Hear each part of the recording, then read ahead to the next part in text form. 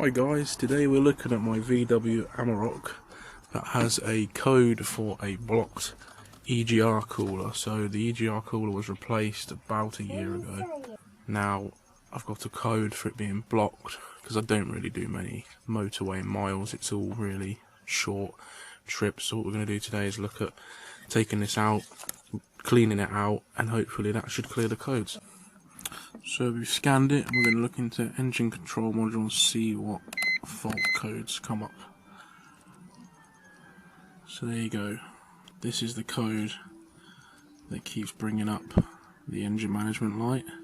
So the first thing I've done is block off the coolant line in and the coolant line out, so that I don't have to drain down the whole coolant system. I'm going to try and do it just by blocking off. Then we're going to undo this torque screw here, this torque screw here, and then I believe from memory there's one underneath as well, which is a bit of a bugger to get to, but we got to get that one undone as well.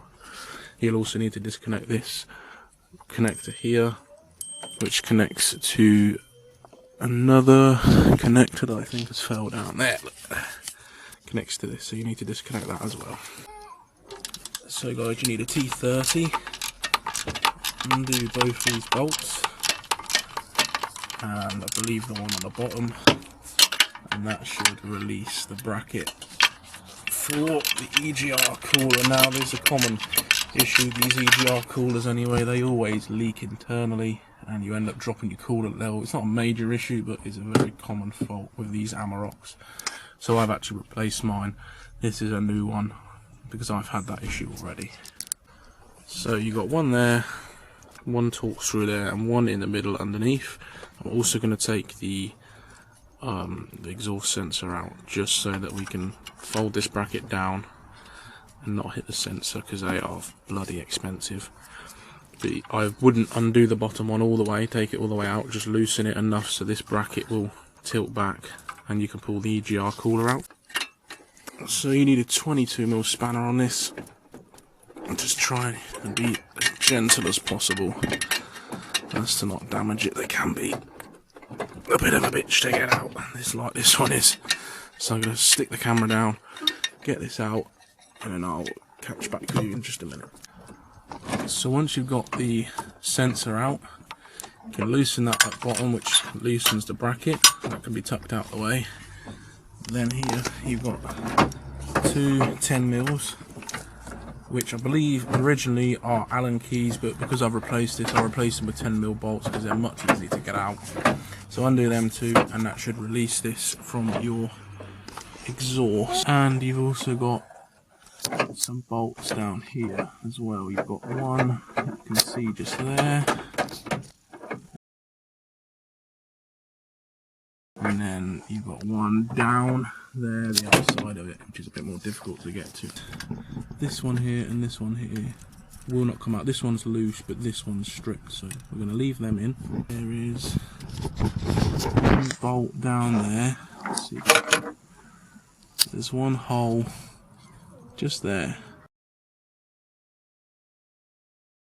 Take that one out, and then there's another one underneath that pipe, and that has now loosened this off.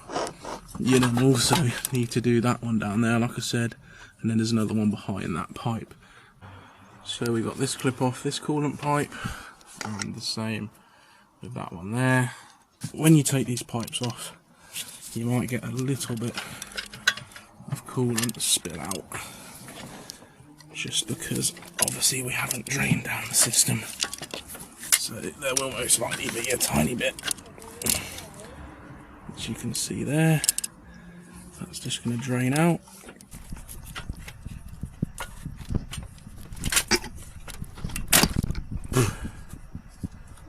There we go, that's it, disconnected. So we've got the cooler out, and I've flushed it through with a hose pipe and some cleaner, dried it all out. Now we're going to reinstall it just the way we took it out. Right guys, we have managed to get the EGR cooler back in. I had a right pickle with the bolts that are down on that lower pipe. Trying to get them in with this pipe attached to this was impossible. So what I did was I took the whole cooler out, obviously. While I was in there, I took both of these bolts out, managed to extract them both, and I've replaced that bolt and that bolt. So then I put this pipe that connects down to there in first, and then bolted the EGR cooler to that, and that seems to work. So we're just getting all the bolts tightened up now, get the bracket done back up, and then get the pipes connected, and we'll be able to start to check for leaks. So I managed to get that nut and bolt in there, which isn't factory but mine. Stripped the thread out of the manifold last time I did this. And I just wanted to show you a little trick. The other bolt hole, if you can see, it's right down the back. And you have to use that little gap, that little cut out there to get right just below my thumb there. So what I do is I tape the bolt to the end of this, and then what you have to do this as best I can, is pass the bolt through the hole. There's a little gap down there, and then this is really hard to do whilst filming, and then you basically pop it into the hole. So when you look down there, you can just see the shiny socket, so that's just sat in the hole. Then put your extension down through, because most of the time the socket will not fit down through that gap, so you have to put the socket underneath and then the extension through the top, as I will show you now. Extension, feed it in, and then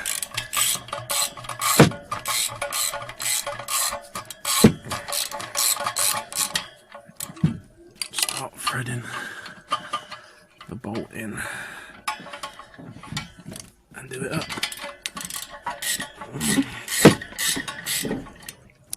So that's that all bolted up, apart from the bracket at the minute, because I just want to test it all before I go bolting it all properly back. So what we'll do is reattach the rear coolant line, release that,